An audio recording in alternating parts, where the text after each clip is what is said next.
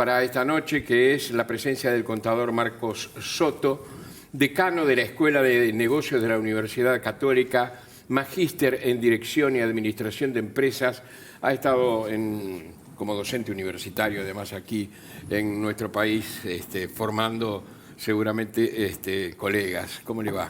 Buenas noches, buenas noches Bienvenido. buenas noches a toda la audiencia. Muchas gracias por la invitación. Bueno. Bienvenido, bienvenido. Muy buenas noches. Hay muchas cosas para preguntar. Soto, comenzamos por las cifras que se divulgaron hoy a propósito del crecimiento del PBI de un 0,6% con respecto al trimestre anterior, pero un 8,3% con respecto al año pasado. ¿Qué sectores se incidieron y cómo se lee este número? Bien, siempre que miramos la actividad económica es como una balanza, ¿no? Está por un lado la oferta, la producción que se ofrece a la economía y por otro lado los sectores que demandan esa producción. Por tanto, hay como una doble lectura siempre. Si lo vemos desde el punto de vista de la demanda, hubo varios sectores que demandaron esa producción uruguaya y por tanto empujaron el crecimiento. Las exportaciones crecen y crecen con fuerza en esta medición, más de un 20%, un 23,5% crecieron las exportaciones si comparamos con el primer trimestre del año pasado. ¿En cantidad o en dinero? No, en volumen, en cantidad. En volumen. Sí, en volumen físico. Y hay, por supuesto, también la inversión, crece y crece con fuerza, pero hay un dato que es interesante, que es que crece el consumo privado, que son el consumo, o es el consumo de las familias, el consumo de los hogares, que era el sector que venía más rezagado después de la pandemia. Fue el sector que más le costó, la actividad económica que más le costó crecer o recuperarse post pandemia. Y en este trimestre empieza a encontrar los niveles que tenía antes de comenzar la pandemia y lo que fue la caída del consumo, ¿no? Por supuesto que los niveles de inflación y los salarios que no acompañaron en estos 2 años a la inflación han incidido muchísimo en esta evolución lenta que tuvo el consumo privado. ¿Estaba dentro de lo esperado? Sí, está dentro de lo esperado, es decir, no hubo grandes sorpresas, digamos, ¿no? Es decir, con estos números podemos esperar un crecimiento del orden del 4,5% al fin de año. Claro que hay un efecto arrastre estadístico que se llama, que es una cuestión muy técnica, pero para este año podemos esperar que la economía uruguaya en términos generales crezca en el entorno del 4,5%, que es una cifra interesante. Bien. Es la expectativa que tenía el gobierno. Sí, más o menos. 5%, ¿no? Sí. Se había señalado. Sí. Aparecen dentro de las cifras vinculadas al crecimiento, aparecen cifras récord de exportación a China, por ejemplo. Y ya me quiero meter en el terreno de la inserción internacional de Uruguay, porque ha sido uno de los temas que cuando la pandemia empezó a remitir un poco, empezaron a aflorar. El gobierno anunció la posibilidad de un tratado de libre comercio con China, que generó muchas expectativas. Vino en el medio de la guerra de Ucrania, la invasión de Rusia a Ucrania, que de alguna forma introdujo cambios geopolíticos e intereses que estaban latentes y dormidos. Y Uruguay quedó ahí, atrapado, o no quedó atrapado. O sea, ¿en cuánto influyó la ralentización de las negociaciones con China el episodio de la invasión de Ucrania? En mi opinión personal, en nada. Es decir, China no ha enlentecido para nada su vínculo con el resto del mundo por lo que ha acontecido o lo que está lamentablemente aconteciendo desde el 25 de febrero. Lamentablemente tampoco tenemos mucha información pública, ni desde el gobierno chino ni desde el gobierno uruguayo. Entonces, quienes estamos o seguimos día a día estos temas, nos cuesta mucho acceder a información de calidad oficial para luego desprender análisis. Desde nuestro punto de vista, este escenario internacional, este contexto de guerra, no ha incidido mayormente en lo que es el vínculo que tiene China con el resto del mundo y sus negociaciones. La propia página web del gobierno chino es dinámica, allí se colocan con los países que están negociando, etcétera. No veo que ese movimiento geopolítico y este conflicto internacional esté incidiendo en lo que puede ser la negociación con Uruguay. Creo que hay otros factores que inciden. ¿Cuáles? Yo creo que China tiene dudas. China tiene dudas sobre que Uruguay realmente pueda firmar un tratado bilateral por fuera del Mercosur o sin el waiver o sin el permiso del Mercosur. Yo creo que China, antes de hacer un estudio de factibilidad económico, está haciendo un estudio de factibilidad legal, es decir, ¿no? de no estar pisando el callo de la legalidad, de no estar violando ningún tratado internacional y, por supuesto, de no estar comprándose un problema con Brasil. Exacto. ¿Se podría estar violando algún tratado? Y bueno, en mi opinión sí, es decir, se viola el Tratado de Asunción, ¿no? Es decir, recordemos que el Mercosur es por norma, intentó ser un mercado común, terminó siendo una unión aduanera, y la unión aduanera, en definitiva, es un conjunto de países que tienen una política común frente al resto del mundo, sintetizada en un arancel. No es normal o no es natural o no es esperable que países que integran una unión aduanera tengan políticas independientes con el resto del mundo. Después podemos discutir hasta el cansancio si esta unión aduanera nos sirve o no nos sirve, si funciona o no funciona. Lo que yo creo que no se puede dudar es que a lo que nos hemos comprometido. Y a lo que nos hemos comprometido todavía bajo los tratados es a tener una política común con el resto del mundo. Repito, y esto va mucho más allá de la famosa decisión 32/2000, de la que se habla tanto. Para mí es una redundancia, es decir, que los estados declaren que ningún país puede acordar con terceros, es una redundancia en una unión aduanera. Porque, repito, una unión aduanera es un matrimonio que decide vincularse de forma común frente al resto del mundo. Y no es posible que uno se escape. Pero ¿cómo se mira entonces la evolución de este gobierno en cuanto al acercamiento con China?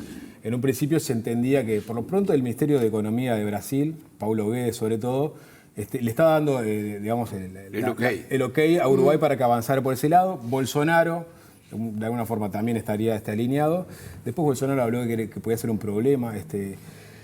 La pregunta es, ¿qué peso real tiene el ministro de Economía para darle el visto bueno a otro país del Mercosur para que avance en un tratado de libre comercio?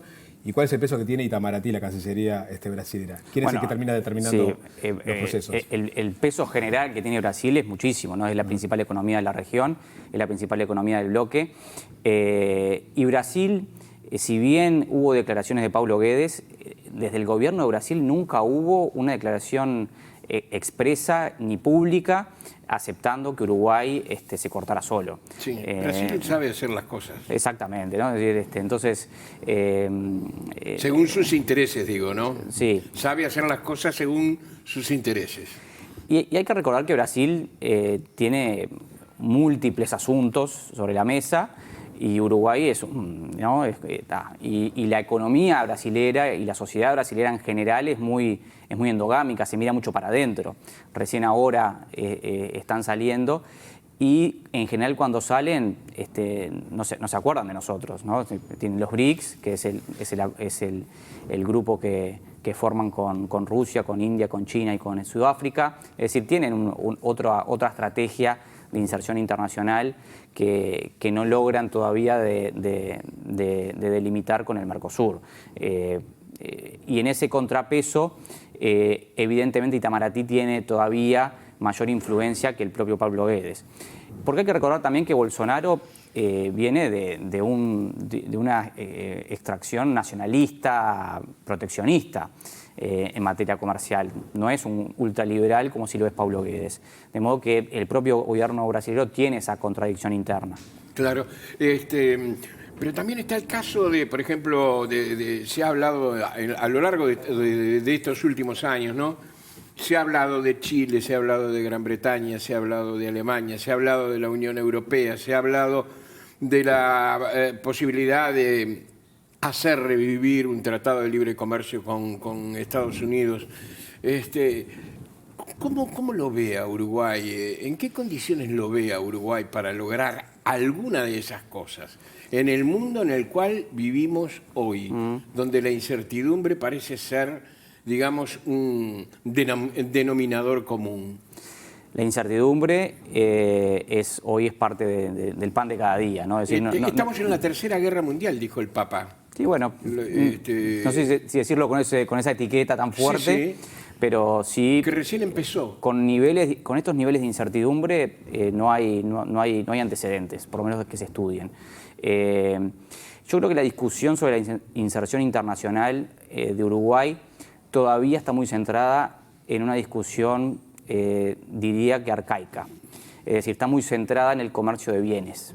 Es decir, que es en definitiva a lo que nos inhibe el Mercosur, es a la exportación de nuestros productos más básicos y más tradicionales, que es lo que exportamos en general, ¿no? Pero hay toda una economía del futuro, que es la economía del conocimiento, que es la economía del talento, que es la economía basada en los servicios, basada en los activos intangibles, y todo eso no pasa por el Mercosur, no pasa por las aduanas. No tenemos inhibiciones allí, y la inserción internacional de Uruguay, que repito, es allí donde hoy la economía mundial agrega valor en los servicios. No es lo mismo un teléfono con una manzana que sin la manzana, y por ahí por dentro es exactamente igual. Lo único que cambia es la marca, y el valor te lo está agregando la marca, que la marca lo que es investigación, es desarrollo, es diseño, es estatus. Es decir, y ahí es cuando uno empieza a observar en qué eslabón de la cadena esta nueva economía agrega valor, es en los servicios.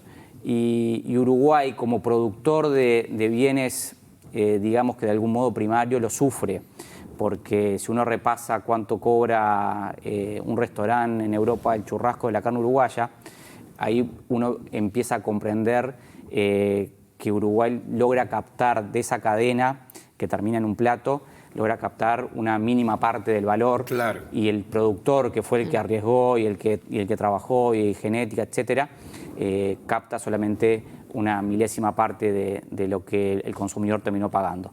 De modo que en esa cadena hoy los servicios juegan un rol fundamental, y para eso no precisamos el Mercosur. Y Uruguay ha tenido un gran desarrollo en los últimos años vinculados a esta economía.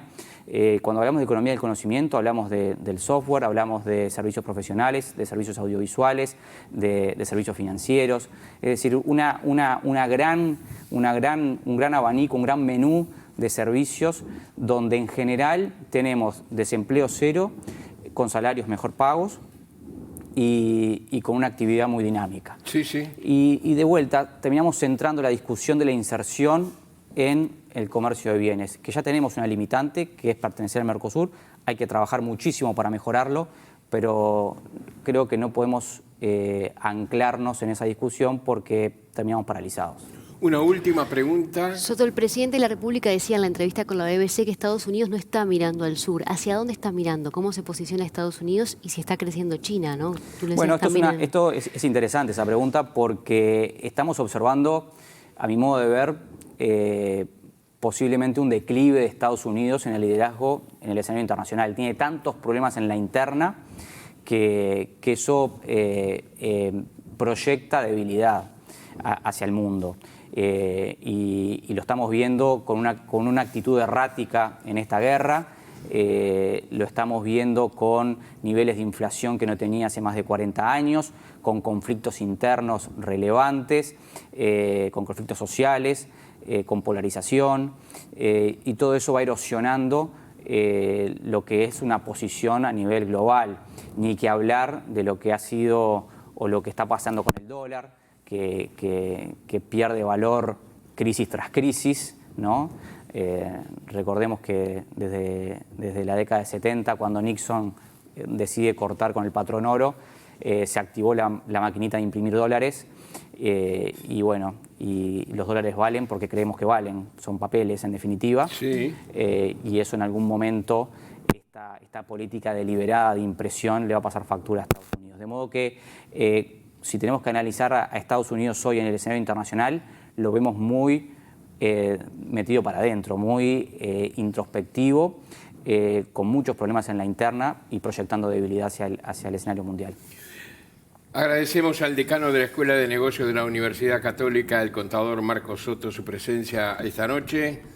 Seguimos en una próxima, porque el mundo va a durar, o este estado de ánimo que tiene el mundo, me parece que va a justificar que lo estemos interpelando en alguna otra ocasión, si usted así lo permite. Claro que sí, la dinámica se presta. Bien, hasta muy pronto. Gracias.